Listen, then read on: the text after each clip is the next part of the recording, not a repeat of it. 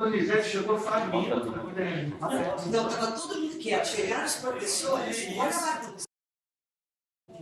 Péssima, olha que péssima está não. Didi, você está auxiliando o moço aí, Didi? É, Didi? Vou auxiliar. Hoje não. Você está aí agora, né? Você é um cinema. Ele está no microfone, Didi, está saindo tudo, Didi. Você tá bom, meu filho? Você melhorou?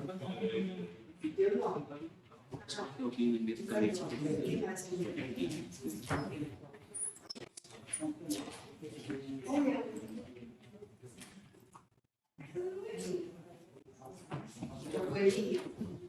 Sua carinha melhor de boa, não sei se você. Ele adianta, né?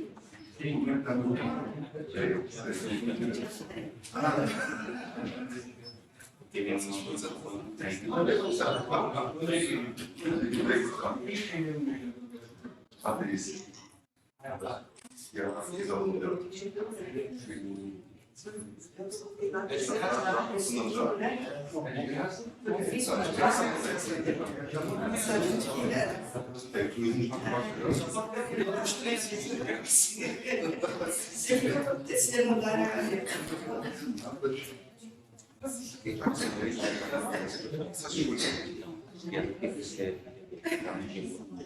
Bom dia. Bom dia, bom dia. Aí eu vejo só que Eu não sei, bom dia.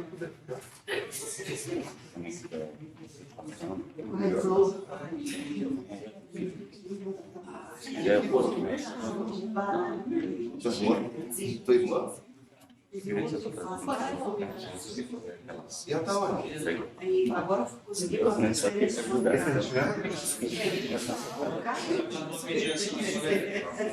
caído de asa. Mas tá muito bonito.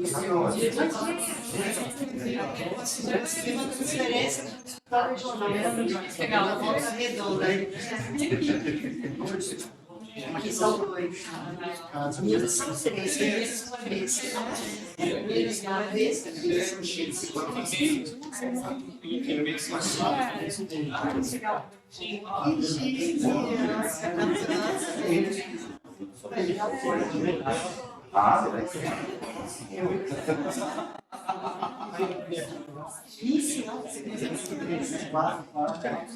Mas demorou quantos anos para chegar no terceiro? Para chegar no terceiro. Levou quantos anos? Depois de 10 anos, você chegar no quarto. Tá bom, tá bom. Depois de...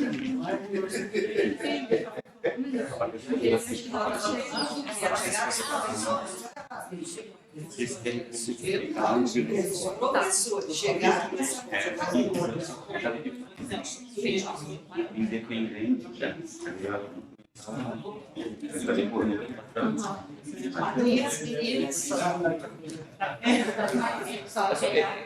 ele está no entender. Windows B. Sim.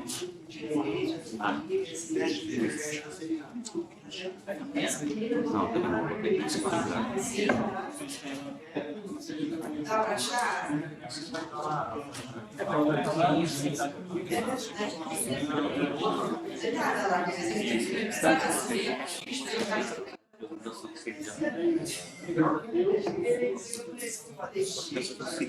Tem microfone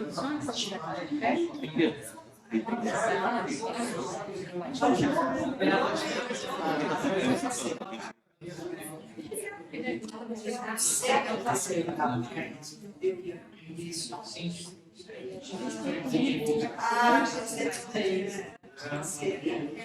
Acho que isso. Você não se sente.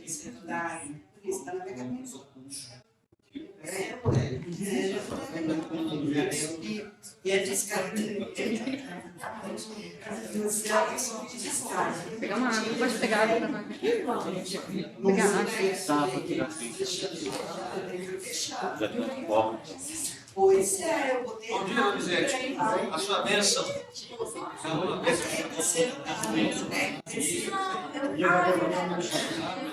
Deve ser uma maldição. Só quebrar esse amém.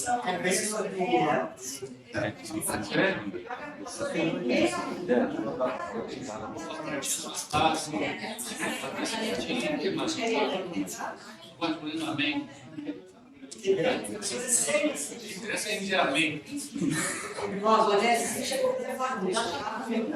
Você quer que eu diga amém para tudo que eles falam? Elisete, pode assinar embaixo. Donizete. É Donizete.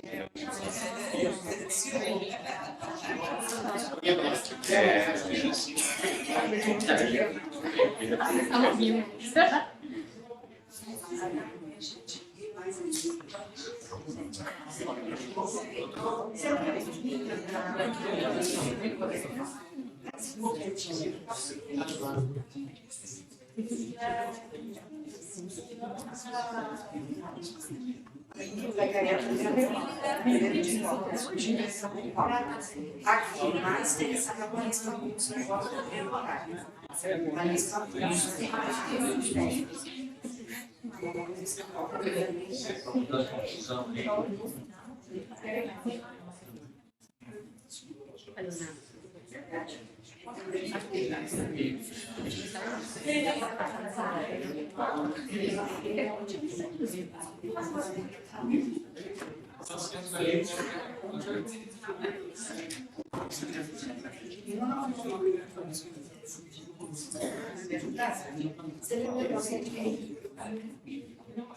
Bonelli?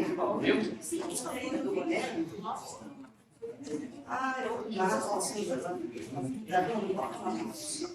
ele logo ficou lá. Eu Bonelli. Solteiro do filho, também. Meu filho, como você por isso que eu sou vários sobrinhos. Eu sou casada.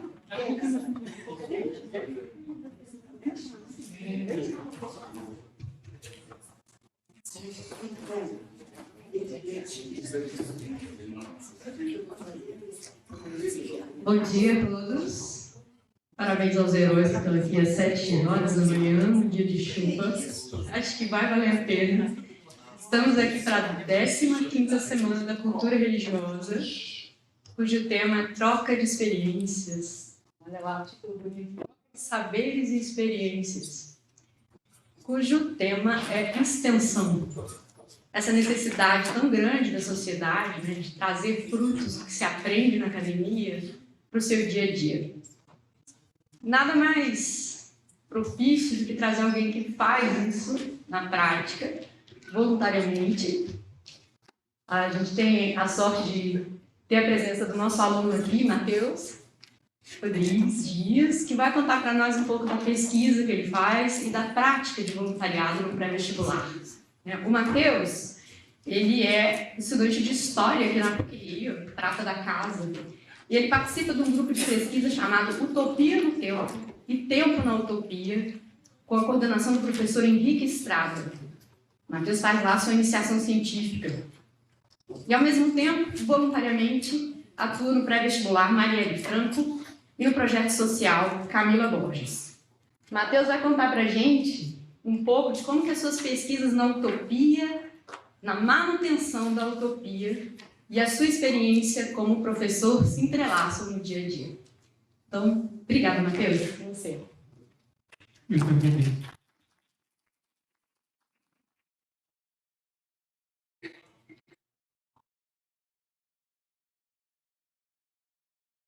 Primeiramente, bom dia a todos, todas e todos aí. Queria agradecer a professora Patrícia pelo convite, né?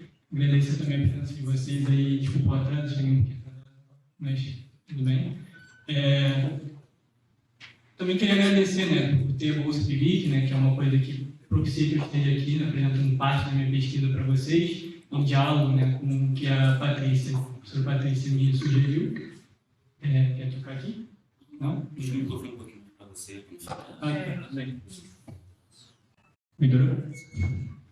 Foi mal. Não estou acostumado a falar com microfone. Queria agradecer também a oportunidade que o professor professor Henrique Estrada também me propiciou, né, de me oferecer a bolsa, de poder participar do projeto orientado, uma pesquisa que para mim é muito importante, e a todas as pessoas que contribuem para a minha caminhada, né, porque eu só estou aqui hoje porque outras pessoas me ajudaram, assim como o próprio pré-vestibular, porque é uma construção coletiva e a gente precisa ter isso em mente. Então, vou dar início à minha apresentação. Como a professora já falou, o título é Educação e Utopia, Atuação em Pré-Vestibular como Prática e Educacional Libertadora.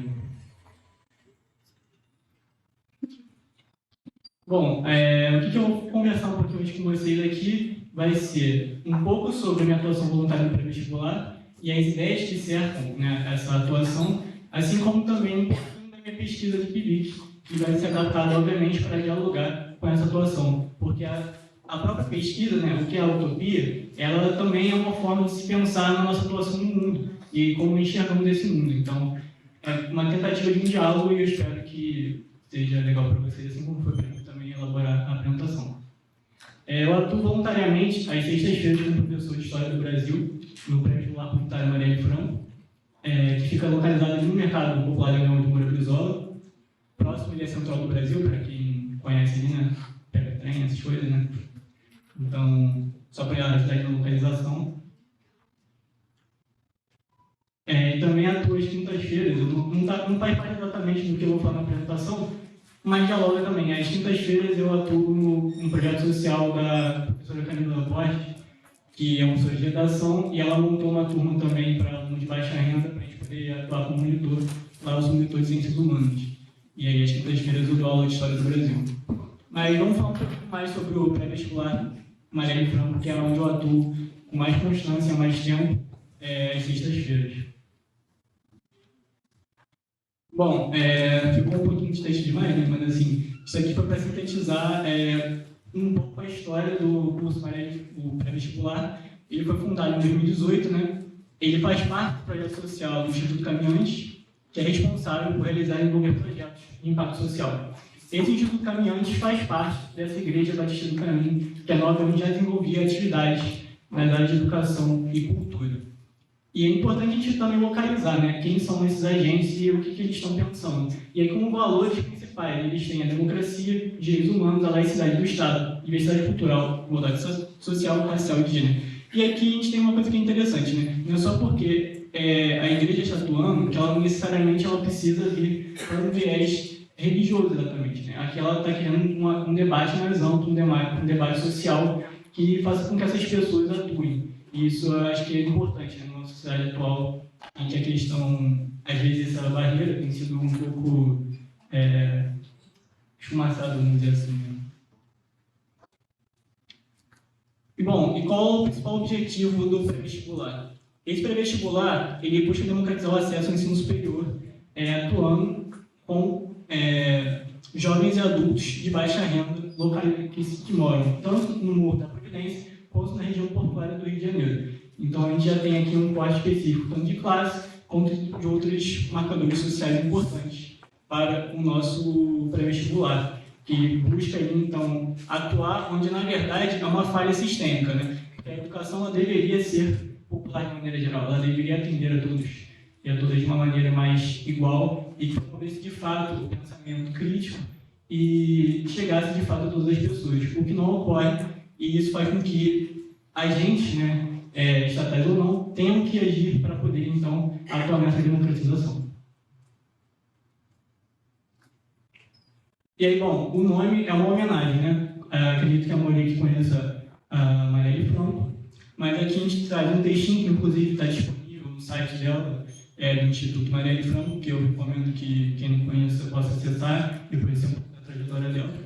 Ela, bom, era uma mulher negra, mãe, esposa e moradora da favela da Maré. Ela foi socióloga formada pela PUC-Rio, ou seja, uma ex-aluna aqui da casa, com mestrado em administração pública.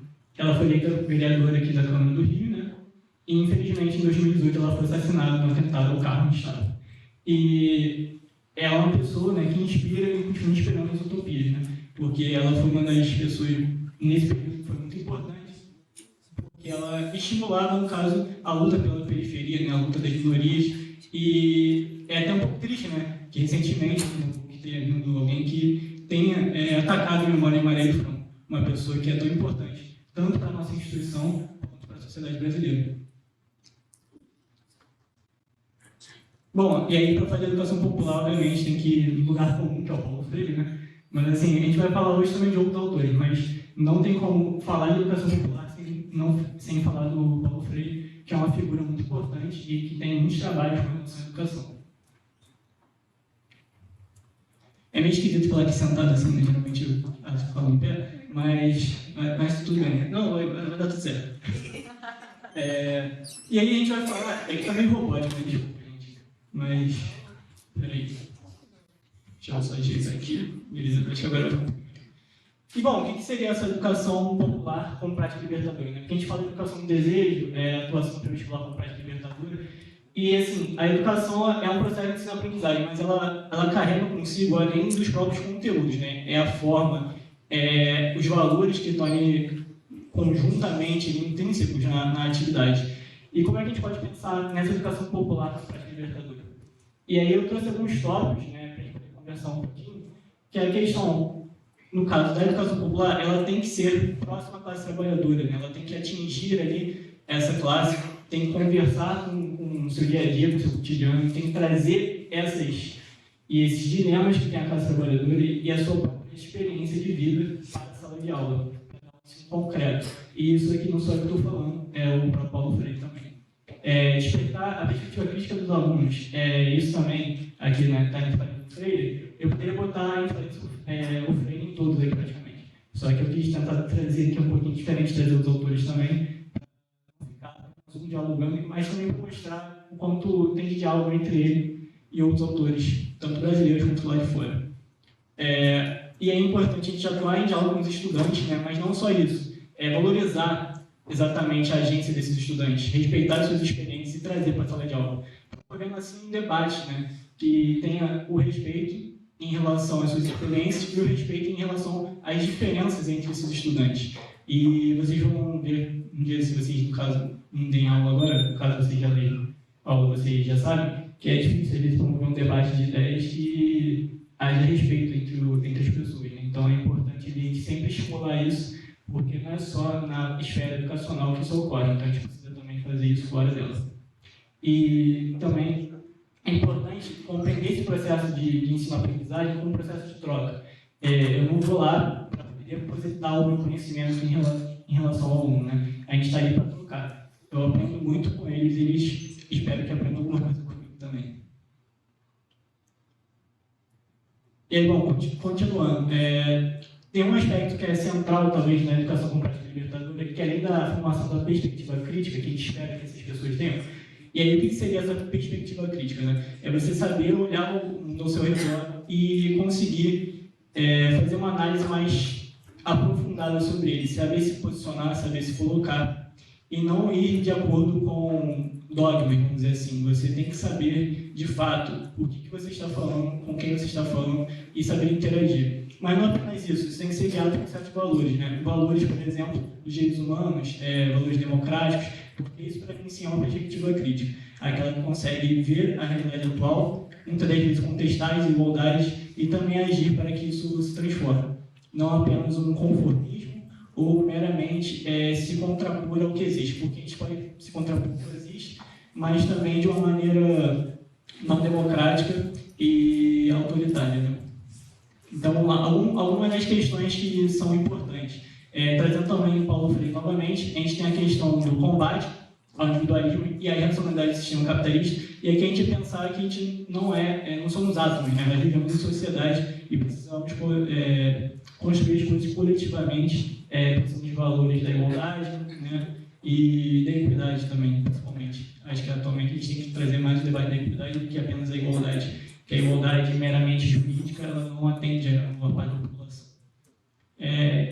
Uma das coisas muito importantes, principalmente em relação ao ensino de história, que eu também vou tentar conversar um pouquinho, são esses dois tópicos aqui. Que os alunos devem se perceber como sujeitos históricos capazes de intervir no mundo, e isso é fundamental para a transformação social, né? Você conseguir se conceber, não ele apenas uma parte da engrenagem, mas alguém que, criticamente, em construção, organização e coletivamente consegue transformar as coisas. Porque tudo é um processo histórico, né? Chegamos aqui, de uma certa forma, a partir das lutas que ganhamos, das lutas que perdemos, e isso se constitui na construção social que nós temos agora. E isso quer dizer também que a história não acabou, né? Então a gente pode continuar interagindo, se organizando, lutando pelos nossos ideais e transformar a realidade. E em relação também ao ensino de história, nós temos aqui a questão das narrativas e valores antirracistas e antissexistas, que é do texto da professora aqui da casa também, que é minha professora, Jussara Mello, que ela traz essa reflexão muito interessante no texto dela, que ela utiliza trajetórias de mulheres negras para falar um pouquinho sobre essas pessoas que lutaram e que sim conseguiram transformações sociais, mesmo que no micro. E isso pode despertar na gente, assim como a Arielle fez, um sentimento de mudança maior. E esse sentimento de mudança maior, esse desejo do outro, né? Esse desejo de outro mundo possível, é o que a gente vai pensar na utopia, que aí a gente tem a questão que eu trago o Miguel Mansur e a Ursula Le Guin, que é uma romancista, que eu vou falar da questão do educar o desejo, vou falar um pouquinho posteriormente em relação a isso, e, enfim, a gente conseguir reabilitar a utopia, porque parece que atualmente a gente não consegue pensar em outra forma de existência que não a atual. Mas muitos pensadores, inclusive, né, trazendo o próprio Ayrton Krenak, que agora está em voga, né, mas ele, na verdade, já é um cara combativo há muito tempo, só que só foi ganhar espaço de fato na mídia recentemente.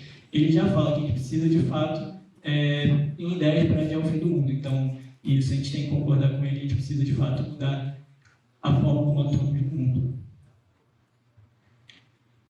Bom, e aí a pergunta, né, por que devemos reabilitar a utopia? Tentando juntar essa questão da atuação do pré-vestibular com a questão da utopia.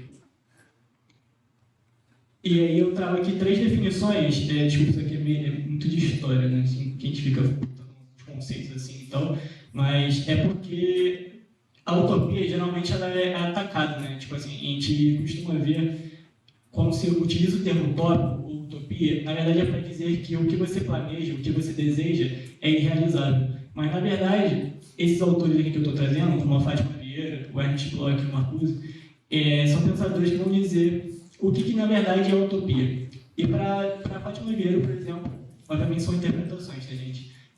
O desejo de uma vida melhor, que seria causado por descontentamento mediante a sociedade. A definição da Ernst Bloch, para mim, também é muito bonita, inclusive, que é a representação da manifestação do desejo de mudança, mediada pela vontade de fazer algo, que ele vai dizer que é o princípio de esperança. Ou seja, você sempre vai ter aquele princípio de algo novo, o princípio de algo que pode devir da sua ação. E o Marcuse, que no caso é o autor que eu pesquiso na minha iniciação científica, que ele pensa sobre essa questão era de civilização, ele vai pensar na utopia enquanto essas imagens de futuros alternativos que buscam restabelecer o prazer na vida. Porque esse princípio de prazer seria, na verdade, essa busca do ser humano de se sentir satisfeito, de você buscar atender as suas necessidades e que ocasione o seu prazer. Porque esse princípio de prazer teria sido substituído pelo princípio de realidade, que ele basicamente diz que o seu prazer não pode ser atendido e que você tem que conviver com a angústia, que você tem que conviver com o cotidiano de uma forma que você não precise ser feliz. E isso tudo conectado a esse desejo de mudança em relação ao presente, ou seja, não é apenas pensar sobre essa atuação, mas também você querer transformá-la. E aí, bom, e aí como é que você conecta então a educação e essa questão da utopia? E a gente passa pela educação do desejo para depois a gente falar um pouquinho sobre o ensino de história. A educação do desejo, eu trouxe aqui 2 autores, o Miguel Mansur, né, esse cara aqui, né, e a Ursula Le Guin, que é a romancista. O Miguel Mansur é um filósofo francês, né, falecido, que é muito importante, e a Ursula Le Guin é a autora dos Despossuídos, entre outros livros, né. Mas eu trouxe esses 2 aqui por 2 questões principais. A educação do desejo, ela seria o quê, na visão da Mansur e de outros autores importantes? Em aprender a desejar de uma forma diferente. Não é apenas desejar algo novo, mas desejar de outra forma. Porque se ele desejar de outra forma, nós já desejamos atualmente, só que desejamos de uma forma individualista, muitas das vezes, por estarmos inseridos dentro de um contexto social específico, né? Formulação de uma sociedade capitalista, atualmente sobre a égide do neoliberalismo, entre outras questões, a gente se afasta um pouco e não se vê mais como parte do coletivo. E os nossos desejos acabam sendo mediados por isso também. Então, nós desejamos mais eletrodomésticos, mais carros, mais coisas do gênero, entrando numa lógica de acúmulo de bens materiais e esquecemos que nós poderíamos pensar em outras alternativas, como viver melhor, aquela política do bem viver, né, por exemplo. Nós poderíamos querer uma sociedade mais igualitária, nós poderíamos trabalhar menos, nós poderíamos fazer tudo de outra forma. E é isso que o Marcuse, em diálogo, por exemplo, que o Alfonso vai reapropriar, seria, então, essa utopia, você conseguir reabilitar no ser humano a busca pelo prazer em sociedade, pelo prazer do coletivo, em diferenciação com relação a esse prazer que a gente tem de ser um prazer supérfluo, que seria através das falsas necessidades que atendemos, que são estimuladas pelo próprio mercado. Então, isso sim se conecta, essa forma de fazer através da educação o aluno reflita e pense criticamente, que ele também pode construir uma nova sociedade, que ele também pode agir de uma forma diferente no mundo, e eu acho que isso que é o fundamental, porque através daqueles conteúdos, através daquela conversa com os alunos, eles percebam que eles são os agentes da sua própria vida, eles podem sim atuar comunitariamente, coletivamente, eles podem sim pensar em outras formas de se viver, e não que necessariamente eles precisam só seguir aquele plano que é escrito e que a gente acaba seguindo sempre. Então, assim, e para que isso funcione, na interação entre o aluno e o professor, a utopia não pode ser predeterminada, né? Eu tenho minhas próprias utopias, eu tenho minha própria forma de pensar, né? Eu sou socialista, no caso, mas eu vou lá para poder doutrinar meus alunos. A gente tem que interagir, eles têm que fazer uma reflexão crítica sobre a sociedade que eles vivem. Então, não se trata lá de ir lá e ler Marx para eles, nada, gente. Eu vou lá e ensino as minhas aulas de História do Brasil, faço conexões com o presente, interajo com esses alunos, e esses alunos trazem suas próprias demandas, e eu tenho que ouvir essas demandas e interagir com eles. Muitas vezes os alunos, ao final da aula, me perguntam qual é a minha opinião, e eu não dou apenas a minha opinião, né? Eu preciso fazer com que eles reflitam sobre o que eles estão pensando, e sobre o que eles querem. Isso que é o principal. E a aula se torna muito melhor, muito mais interessante quando os alunos de fato trazem suas experiências de vida. Na última aula, por exemplo, uma senhora, ela foi a primeira aula dela, e ela trouxe as experiências dela, por exemplo, durante a ditadura, ela falou sobre a ditadura militar. E isso tornou a aula muito melhor, porque ela trouxe uma experiência de prática com relação ao conteúdo que eu estava dando. E através de uma outra questão também muito interessante, que o professor Durval Júnior fala, a gente faz um defeito na memória, né? Porque ela lembra de certas coisas, mas ela não entende ainda muito bem o contexto, porque a memória não é uma história, né? A história ela tem uma questão mais sistemática, metodológica para poder trazer ela, uma ciência, né? Vamos dizer aqui. E essa reflexão crítica fez com que ela compreendesse algumas coisas que estavam acontecendo no período e ela trouxe essa experiência e o debate ficou muito mais interessante. Então, assim, realmente é nessa questão que eu acho que pode se conectar, então, a educação com a utopia. E aí a gente traz aqui também os desconstruídos da Lewin, que ela vai trazer a necessidade de utopias. E utopias abertas. Porque a gente precisa pensar, não existe apenas uma saída, mas apenas uma terra. Então, assim, mesmo que as nossas utopias sejam diferentes, a gente precisa partir de um ponto em comum, que é a coletividade, e a coletividade em relação ao meio ambiente. O meio ambiente, ele é finito, né? O capitalismo, ele não pensa dessa forma, ele sempre está em expansão e é uma necessidade do próprio sistema, mas ele tem que se adequar. E se não fosse o sistema que vai conseguir se adequar, então precisamos de outro sistema. É basicamente essa questão, acho, que a gente precisa ter em mente. Eu já estou me aproximando do final da gente. Acho que está um pouquinho longo, mas vamos lá. E como a gente faz isso através do ensino de história, né? Eu trouxe aqui um slide com relação a das minhas próprias aulas, para mostrar um pouquinho como é o próprio trabalho, né? Porque até agora eu falei um pouco do meu trabalho em si, mas todas essas ideias que eu estou falando aqui, elas perpassam o trabalho. Porque quando você vai montar uma aula enquanto professor, você precisa pensar o que você quer falar, como você quer falar e o que você está interagindo. Para que, de fato, o que você esteja falando interaja com essas pessoas e que essas pessoas, de fato, tirem alguma coisa daquilo. Porque não adianta você também levar os conteúdos e programar uma aula incrível, etc., que você não leva em consideração como você vai interagir com essas pessoas. Muitas vezes eu preparei aulas que eu achei que estavam boas e cheguei lá e elas não funcionaram, porque eu não levei em consideração como eu devia fazer. Então a gente tem que tomar sempre esse certo cuidado.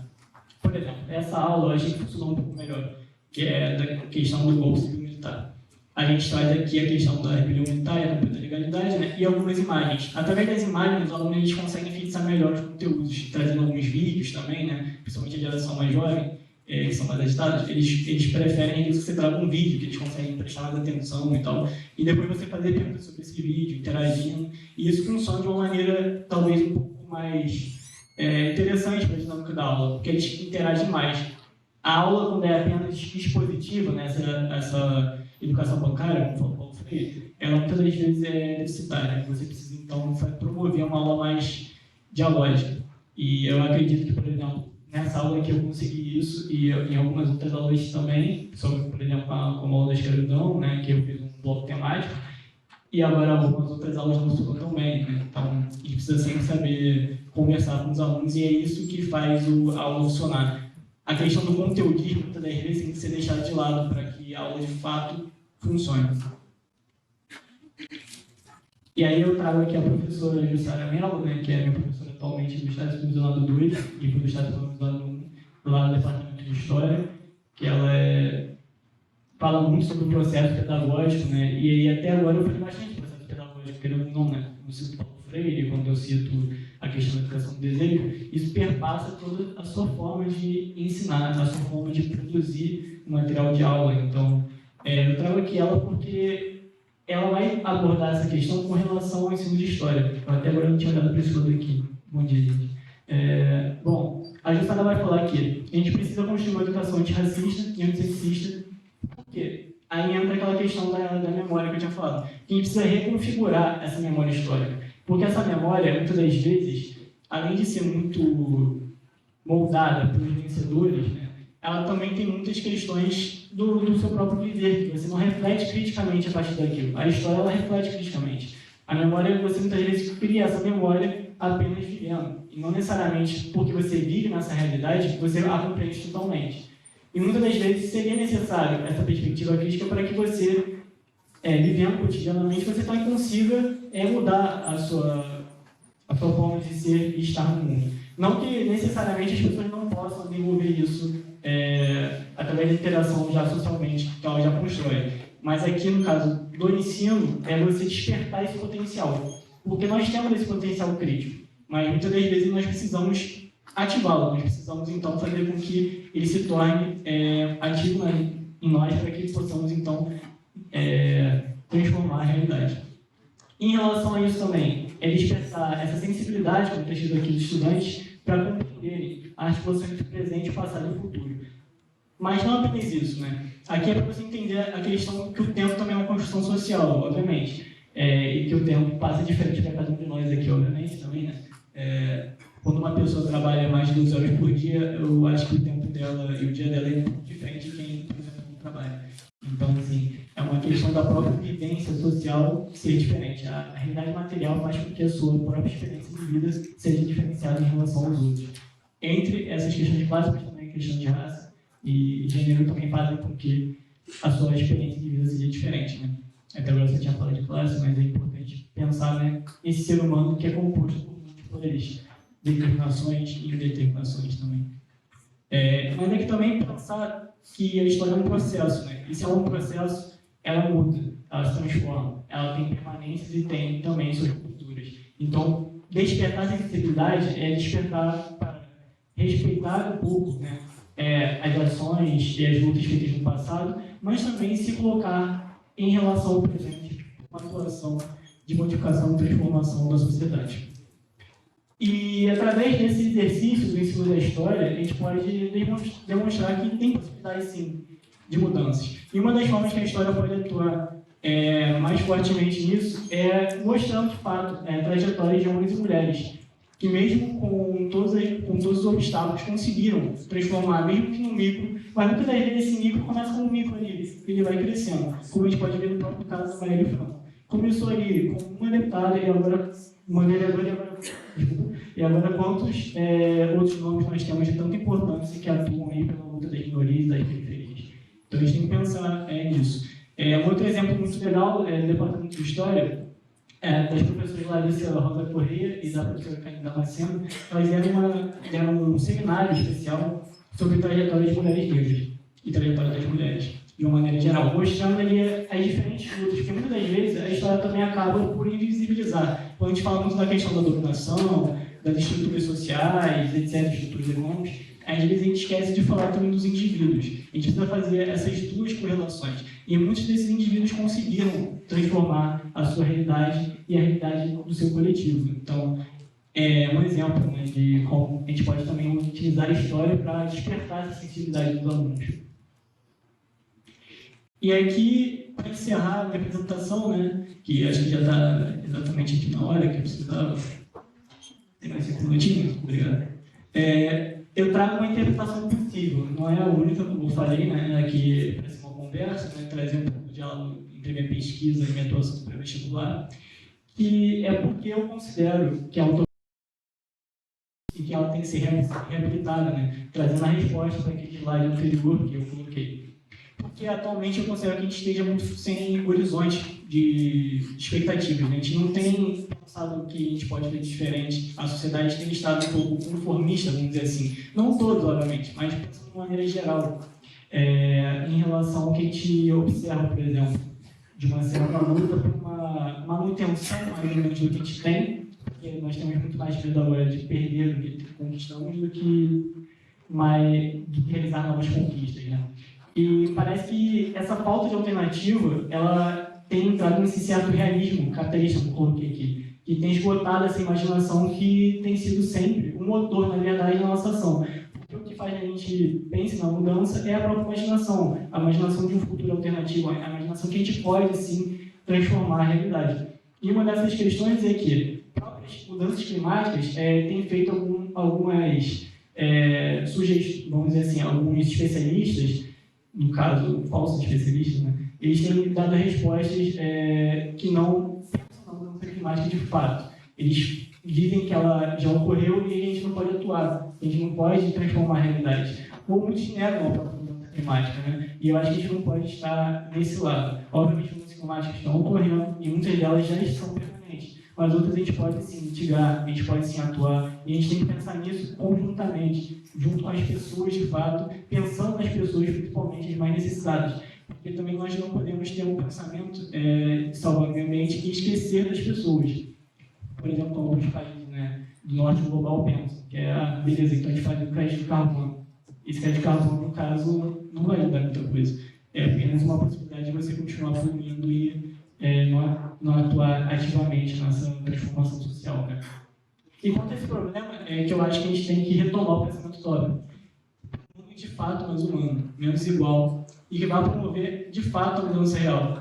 Que não é apenas essa gestão mais carros elétricos ou coisas do gênero. É pensar de fato em como mudar a realidade social e material das pessoas, fazendo que elas tenham mais acesso à cultura, mais educação, uma vida melhor, um bem viver de fato. Retomando, inclusive, as reflexões do Ailton Krenak, mas também do Marcuse, que é, de fato, pensar em como evitar a catástrofe climática do planeta e fazer com que nós possamos ser cada vez mais humanos.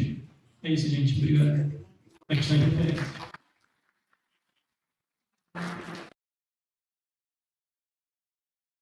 Dá um pouco de esperança para começar amanhã, né? Sempre muito bem, Lucas. Obrigada. Então, aberta aí a perguntas. Alguém quer começar? Estrar o microfone, você vai falar.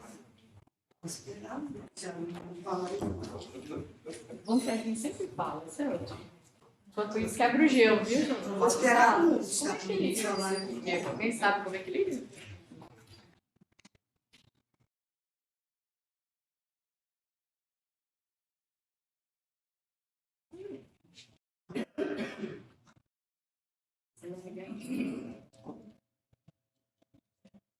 Agora foi.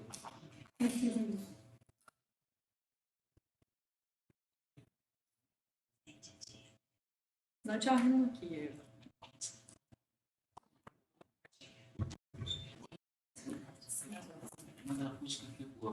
Uma bagunçada, grava, se quiser.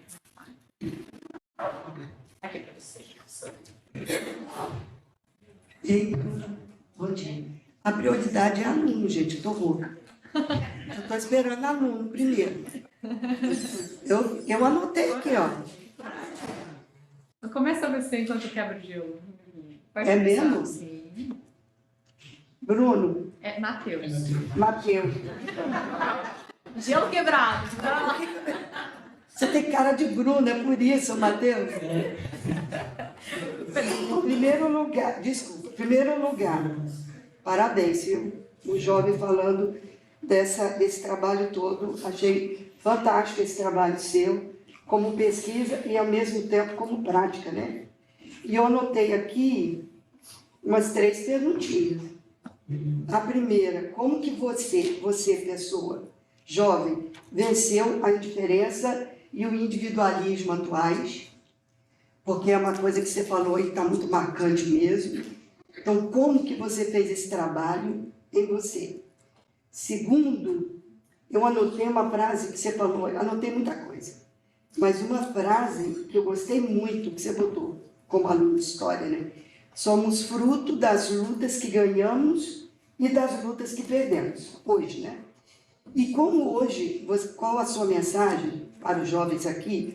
Enfrentar as frustrações frente às lutas perdidas, né? Porque quando a gente é hoje fruto das lutas que ganhamos, tecnologia, você falou do crédito carbono, o avanço técnico-científico, tudo isso foi ganho, entre outras coisas, democracia, etc. Isso é fácil, difícil é a gente entender que é fruto também das lutas que perdemos. Você fala ali de educar o desejo, lembrei muito da minha mãe. Minha mãe ensinava isso para a gente, tem um quadrinho só dela, pequenininho, a única coisa que isso dela. Está escrito, querer é poder, e ela dava aulas ali para a gente. Educar o desejo. Mas eu te pergunto se, além de educar o desejo, onde que entra a fé? Acreditar. Porque a fé virou uma palavra muito do âmbito religioso. Mas eu acredito que acreditar é também uma parte fundamental, digo eu, não sei se você concorda. Acreditar no amanhã, acreditar na juventude, acreditar na democracia, acreditar que a gente vai acordar amanhã, que a luta vai continuar, acreditar que você vai se formar, vai passar pelo CRE, mas vai se formar também, entendeu? Então, acreditar, a fé, eu acho que pode estar em crise também. São essas 3 aqui que eu... Desculpa aí. Não, agradeço. Excelente perguntas. Eu vou ver se eu consigo respondê-las. Né? São perguntas, a primeira um pouco mais profundas, mas complexas. Vamos fazer tipo blocos ou responde essas primeiras? Pode responder. Primeiro, 3, beleza. Bom, com relação a como vencer o individualismo, né? Bom, assim, que é uma pergunta mais pessoal, mas eu acredito que também tem um contexto social importante. Atualmente eu refleti um pouco mais sobre isso, mas geralmente eu sempre atribuo a minha perspectiva de vida com relação a quando eu estudei no Cefet, né? Antes eu era uma escola particular, então você acaba tendo uma vivência muito reduzida, vamos dizer assim. Quando eu fui estudar no Cefet, quando você vê outras pessoas de outros lugares, você vê a dificuldade que muitos passam, você começa a interagir com pessoas de outros lugares, eu conseguia chegar pegando um ônibus só, né? Tinha gente que pegava 3 ônibus, tinha gente que pegava ônibus, metrô e trem, e etc e tal. Então, assim, você começa a ver desigualdades sociais de uma forma mais afloradas, e isso, através do contato com os outros colegas, né, e do movimento estudantil, principalmente, que você vê ali atuando, você começa a enxergar a realidade de uma forma diferente. Então, você vê que o individualismo não te leva ao além. Você precisa pensar sempre numa luta coletiva, de fato. E talvez um aspecto mais pessoal, eu não sou religioso, né, mas assim, eu estudei em colégio católico quando era criança e era de perspectiva franciscana. E aí acaba que, querendo ou não, essas ideias também se juntaram com relação a essa perspectiva de pensar no próximo, né, essas coisas. Nem todas as escolas delas influenciam isso, muitas acabam indo mais para uma ideia de produtividade, né, então eu acho que contribuiu também para essa caminhada. Mas eu coloco como mais determinante, de fato, essa experiência social ali no Cefet, de quando eu fui no médio, e onde eu me politizei de fato. Que essas questões, essas dimensões são políticas, não são individuais, né? Nosso ser e, de fato, querer transformar o mundo é um aspecto político importante. Deixa eu só ver aqui que eu anotei a outra pergunta. sobre a questão das lutas, né? Como lidar diante das frustrações perdidas. Bom, eu acho que deu para perceber já na maioria aqui, né, que eu sou de esquerda, né? Então, assim, perder é uma coisa que a gente sabe perder, né? A gente perde muito, a gente mais perde do que ganha. Então, assim, saber como lidar com as frustrações é você observar, né, o que você fez e até mesmo quando você ganhou, porque às vezes você erra também, você percebeu que pode ser melhorado, porque tudo pode ser melhorado. As utopias não podem ser fechadas, elas têm que ser abertas, porque a gente precisa sempre reavaliar. Muitas das vezes o que era uma utopia nos anos 60 não vai ser mesmo utopia nos dias de hoje. O próprio socialismo, por exemplo, né, ele se transformou, ele teve que se transformar, porque a sociedade mudou. Então a gente não pode agir com as mesmas ideias sem transformação. Somos outras pessoas, estamos em outro tempo, nós temos outras demandas. Por exemplo, hoje em dia o pensamento de esquerda, de fato, ele vai ser associado mais à luta das minorias, questão dos direitos LGBTQIA+, movimento negro, movimento feminista, todos esses movimentos eles se conectam e se interlaçam, porque as pessoas são formadas por múltiplas determinações. Então a gente precisa pensar nisso. Então, como lidar com as frustrações e aprender com elas, né? A gente não pode só porque perdemos que perderemos sempre. E nem só porque ganhamos que vamos ganhar sempre. Né? Então a gente precisa saber lidar com isso e construir um movimento cada vez melhor de transformação social. E a terceira pergunta é educar o desejo. Onde entra esse acreditar, onde entra a fé, né? Como eu falei, eu não sou uma pessoa religiosa, né? Mas eu até conversei isso com uma professora uma vez em uma das aulas de ética socioambiental e ela perguntou, você é uma pessoa que tem espiritualidade? Eu falei, cara, eu acho que não, mas em relação a esse acreditar, eu acho que é fundamental. Porque muitas vezes a gente não consegue mais acreditar que a gente pode ser diferente, que a gente pode sim transformar as coisas. E o acreditar é o que está ali na fala do Ernst Bloch, na nossa utopia. O que seria de princípio e esperança? Ele é o que vai fazer você de fato lutar. Porque se você não acredita mais, você vai lutar por quê?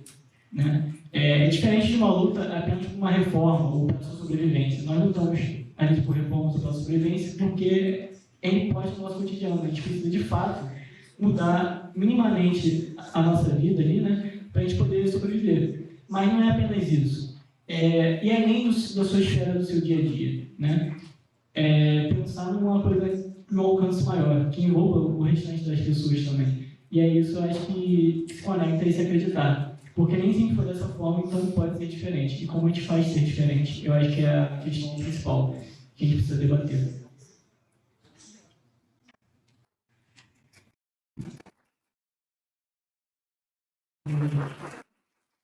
Obrigada, Matheus. E agora, um aluno aí, né? De aluno para aluno. Vocês gostariam de saber? Falar no microfone? Não precisa, mas é legal. Coragem. O professor Donizete falou que quem fizer uma pergunta ganha 2 pontos na nota. Nem começamos. Só vocês saberem. Você está fazendo Donizete.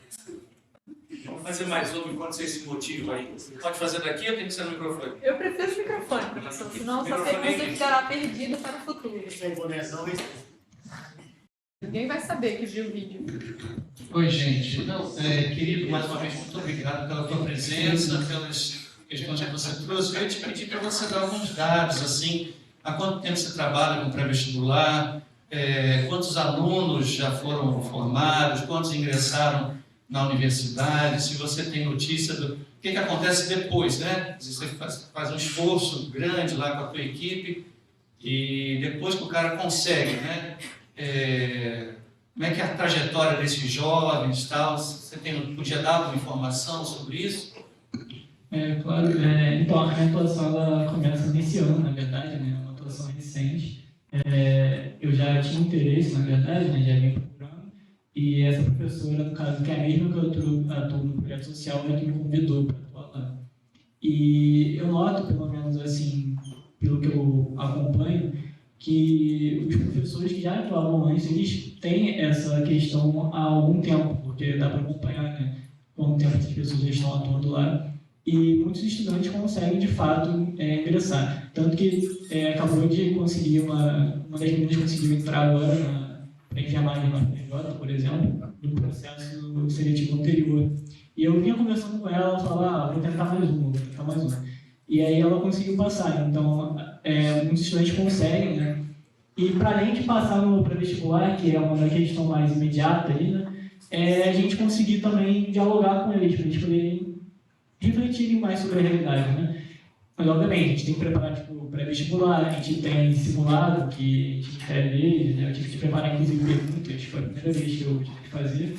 Mas a minha atuação ainda é recente. O pré-vestibular, inclusive, ele já tem uma atuação um pouco mais duradoura, ele foi reconhecido recentemente na Câmara dos Vereadores, recebeu uma homenagem, inclusive eu recebi também, muito legal, inclusive, mesmo sendo há pouco tempo, né? Foi muito legal receber, assim, um reconhecimento, né? Mesmo que seja de curto prazo, porque eu percebo, pelo menos refletindo assim, que eu estou lá, vai fazer um ano, mas é um trabalho, assim, bem trabalhoso, de fato, né? E você perceber que tem ali professores que estão ali 3, 4 anos, e no caso, trabalham ali fora, trabalhar de fato, né, em outros lugares, voluntários, e eles ainda têm essa disposição de chegar ali à noite e dialogar com os alunos, né, e dar aulas espetaculares.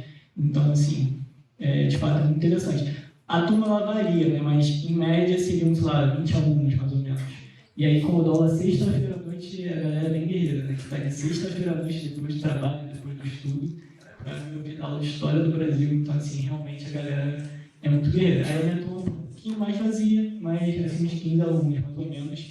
Mas eu acho que, talvez, tem menos gente, mas eles são bastante ativos ali e interagem bastante na aula, o que contribui bastante.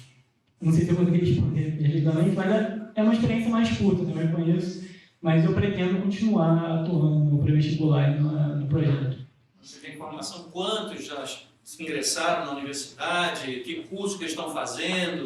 Então, a informação em relação a quanto exatamente não. Assim, tem como acompanhar até algumas coisas no Instagram, e aí eu sugiro que quem tiver interesse de conhecer um pouco mais sobre o pré-vestibular comunitário, tem a página no Instagram, e aí quando os alunos conseguem ser aprovados, né, eles postam lá, né, a fotinha da pessoa, as informações e tal, mas eu não tenho essa informação exatamente, até porque precisaria talvez perguntar para a responsável pedagógica, né, a Renata, mas eu realmente não tenho, o que é ruim, né, que seria legal poder trazer esse dado, mas obrigado pela pergunta, desculpa, eu não consegui responder. Quer tentar falar aqui? Não? Então vai. Isso, é o microfone dele.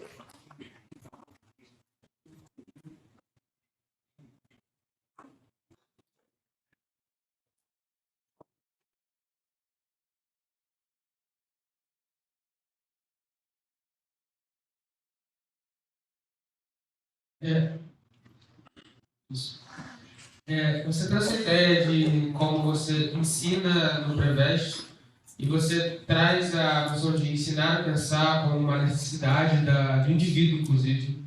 Como é que é a experiência de você trazer esse ensinar a pensar e dentro de um ambiente que você está muito orientado a uma coisa específica, que é o vestibular? Você tem coisas específicas que você vai ter que ensinar e você não pode perpassar muito, e é muita matéria também, imagino. Obrigado pela pergunta. É um desafio, né? Mas essas formas a ensinar a pensar, elas têm que vir junto com esse conteúdo. Esse conteúdo, obviamente, é cobrado, né? É massivamente cobrado, inclusive, poderia ser cobrado até de uma forma um pouco mais interessante, né? Vamos dizer assim. Mas quando você vai ensinar qualquer conteúdo, é a forma também, né? Que você pode só falar os conceitos, né? Que, por exemplo, aqui é uma apresentação, então eu precisava falar, o que é utopia? Aí eu boto 3 conceitozinhos ali e falo rapidamente. Outra coisa é uma aula, né? Que você vem e pergunta, o que é utopia para você? E a pessoa fala com as próprias palavras e você interage com ela. Uma outra estratégia interessante é você trazer coisas da atualidade, né? E fazer o questionamento histórico.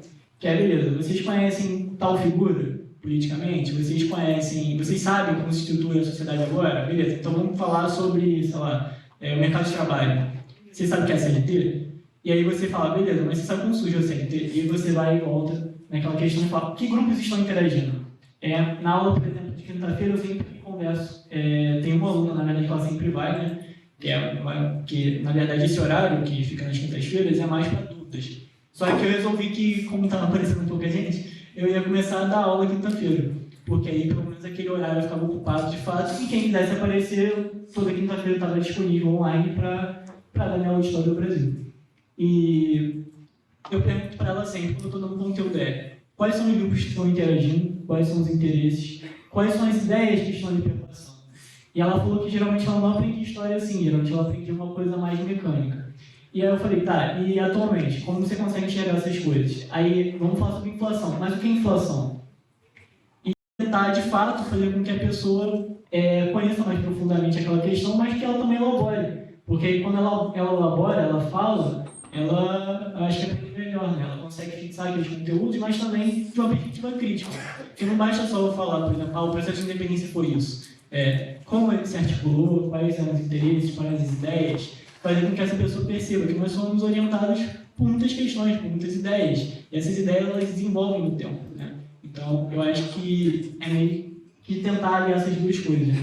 E, às vezes, é melhor você sacrificar um pouco do conteúdo por um espaço maior da reflexão, que eu acho que é mais interessante. Porque, querendo ou não, eu deixei disponível para eles os livros, para eles olharem. Então, assim, se for só conteúdo, aqui, como isso aconteceu, que é muito factual, ele consegue pegar o livro e dar uma olhada, ele consegue jogar na internet e dar uma olhada. Agora, o como e fazer essa reflexão e não normalizar, apenas naturalizar o processo histórico, de fato, percebendo como uma coisa mais crítica, é o que eu acho que tem que ser realizado na sala de aula. Obrigado pela pergunta. Você acha que, por ser tarde, algumas turmas, atrapalha esse processo de trazer uma interação? Sim. A minha aula é um pouco tarde, então muitas pessoas já estão mais cansadas de fato. E é por isso que eu falei também que às vezes é uma questão de mudar a estratégia. Inicialmente eu dava uma aula um pouco mais parada. Quando eu comecei a botar mais vídeo, botar música, trazer coisas que deixassem os alunos um pouco mais animados, assim, ou trouxesse mais um debate. Apesar de que o debate é mais complicado, porque tem algumas pessoas que ficam um pouco emocionadas, aí você que gerir o debate. E às vezes você nem espera, né? Por exemplo, na aula do JK, se não me engano, que as pessoas começaram a discutir, eu fiquei, cara, o JK, tipo, nem achava que ia ter muito debate em relação a isso. Eu achei que, sei lá, tirasse a ditadura militar e ia começar alguma coisa, mas no JK não esperava. E tipo, assim, não, o JK foi o melhor presidente do Brasil. E aí, tipo... Então, assim, sim, atrapalha, mas também a gente tem que ter uma certa empatia, né? Obviamente, tem pessoas que não vão conseguir prestar atenção, estão cansadas de fato, mas às vezes uma estratégia de ativação ali com os alunos funciona, e eles participam. Então, é saber, tipo, acho que interagir e sentir o clima. Né? Obrigado. Uma última pergunta? Ela dá longe eu.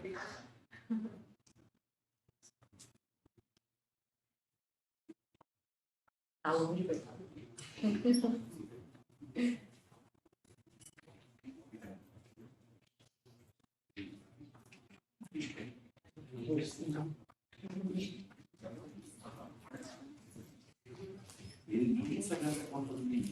Oi, bom dia. Bom dia. Tem a ver com essa questão que falaram já em relação ao conteúdo. Eu achei muito legal você ter trazido os conceitos mesmo. Porque quando a gente está na área da educação, por exemplo, vem da pedagogia, você vem da história, da licenciatura, todas essas ideias parecem até que são óbvias, porque a gente discute muito, porque tem a ver com uma perspectiva de educação. Mas considerando que a gente está aqui num lugar em que tem pessoas que também não são da área da educação, da licenciatura mesmo, talvez isso não seja tão óbvio assim. E não é, né? Tem muita deturpação de todas essas ideias, de achar que isso é um esvaziamento de conteúdo, né? Eu também sou professora de EJA, pré-vestibular, também é EJA, a gente está lidando com jovens adultos que vêm do trabalho, que é de um contexto muito assim, específico. E eu queria que você falasse um pouco sobre como você vê que quando você incentiva um diálogo, uma relação mais horizontal, levar os alunos a pensarem, a trazerem o seu contexto de vida, como que isso não é uma anulação do conteúdo e como você vê que aquilo faz mais sentido, né? Entendendo que é justamente um outro olhar para essa relação de professor-aluno, de conteúdo, como você falou, não uma educação bancária que você só está depositando e entendendo que você vai chegar aí para passar alguma coisa, mas que na realidade você vai construir. Então, como que você vê essa melhora do aluno em relação ao próprio saber, a partir desse trabalho que você propõe? Obrigado pela pergunta, né? Uma companheira aí de educação, né? Então, eu acho que para construir o significado a gente precisa se aproximar da realidade, né? O significado ele é construído na abstração, né, obviamente, mas a gente precisa de fato se aproximar daquilo. E eu acho que quando você traz e valoriza a experiência daquele aluno, ele constrói o significado. A partir do momento que você só passa um monte de conceitos no quadro e repete eles acriticamente, né, o aluno ele não aprende, né, ele não de fato consegue captar o que está ali e criar significado.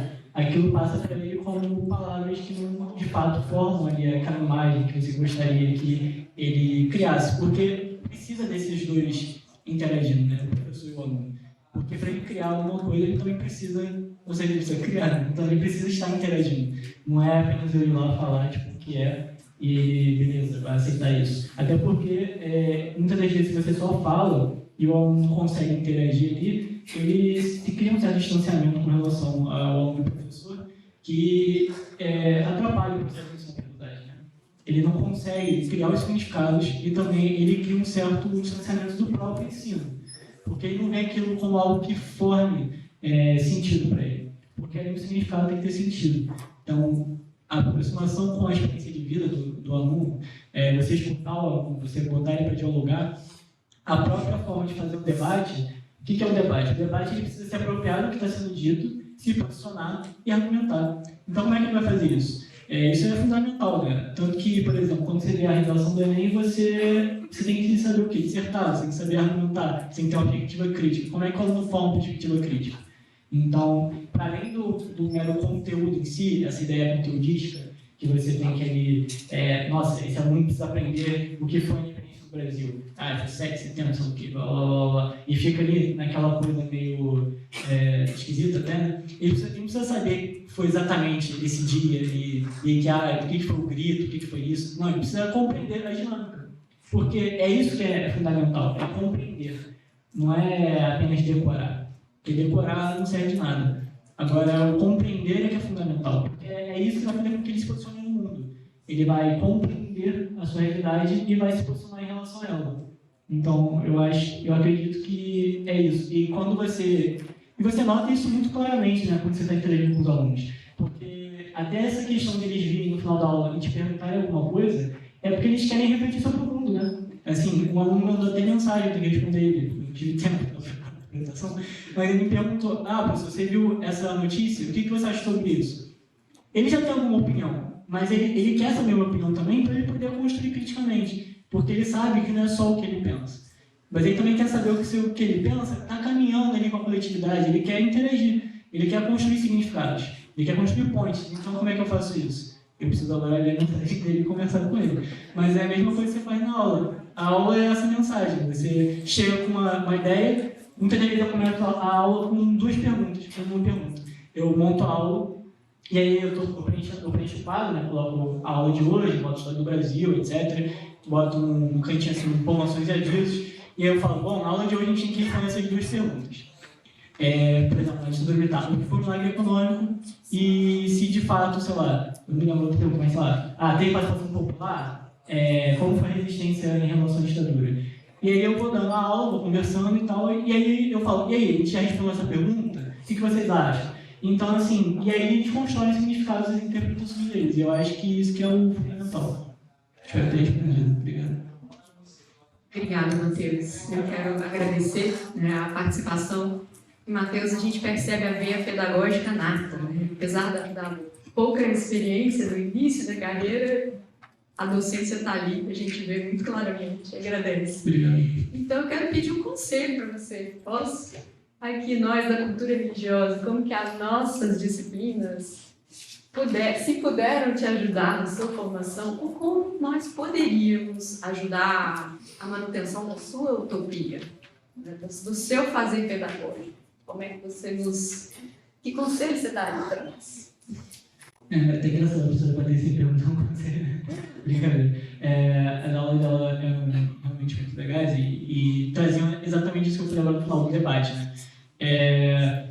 Em relação às disciplinas da cultura religiosa, eu acredito que é trazer esse senso da coletividade, né? Porque, pelo menos pelo que eu consegui compreender ali das disciplinas que eu tive, que não é o foco exatamente da religião em si, né? Que isso muitas das vezes está ali, mas às vezes também é um pouco mais de segundo plano, né? Que o importante é a questão do ser humano, é a questão da nossa conexão, né? E a questão de transformar a realidade e deixá-la mais humana de fato. E eu acho que isso contribui, porque muitas das vezes, se a gente vai para cursos que não tenham essa questão da pedagogia, por exemplo, da licenciatura, que você tem que ter aquele trato mais humano, fica uma coisa muito técnica, né? Muito burocrática. Né? E eu acho que as disciplinas elas fazem ter uma reflexão crítica da realidade. Por exemplo, a ética socioambiental, que não, você pensa sobre as mudanças climáticas, mas você pensa no ser humano dentro dessas mudanças climáticas. E você questiona o posicionamento ético, o posicionamento moral das pessoas. Né? Porque muitas das vezes a gente pensa mais no nosso próprio trabalho, em conseguir o seu salário, ou no caso dos empresários conseguir lucro, né? Mas a gente esquece de todas as outras questões. E eu acho que não. Essas disciplinas elas trazem essa reflexão e trazem isso aqui, que é essa troca, né? Você trazer alguns diferentes cursos para conversar. Né? Porque muitas das vezes eu também vou aprender com alunos que não são de história, que não são das áreas de ciências humanas, eles vão trazer conhecimentos que eu não tenho e que vão me agregar muito. Assim como eu espero que enquanto eles debatam comigo, eles aprendam alguma coisa, né? Que eu acho que essa que é a troca que é importante. Desde o micro ali, né? Que às vezes a gente vê, né? Da aula, que você já parou para pensar que as pessoas sentem fome? E aí alguns alunos falam, nunca parei para pensar nisso. Porque é meio esquisito. Mas assim, mas você já parou para pensar nas mudanças climáticas, de algo mais complexo e tal, trazendo um certo posicionamento de o que devemos fazer, aí eu não preciso pensar criticamente com relação àquilo, né? Tudo que tem as apresentações. Então eu acredito que seria isso, restabelecer a utopia, né? De fato, ali, pensar no coletivo e pensar em transformar a sociedade. Eu acho que é isso. Obrigada, Matheus. Mais uma vez.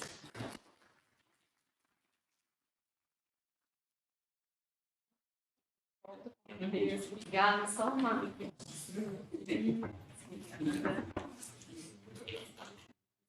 Gente, olha só, para os que desejam o certificado de participação, tem que escanear esse QR Code aqui. Nossa, está lá fora, mas está aqui também na mesa. Tá. Use. Vamos tirar uma fotinha, né? Obrigado. Posso tirar? Tira uma foto nossa aqui.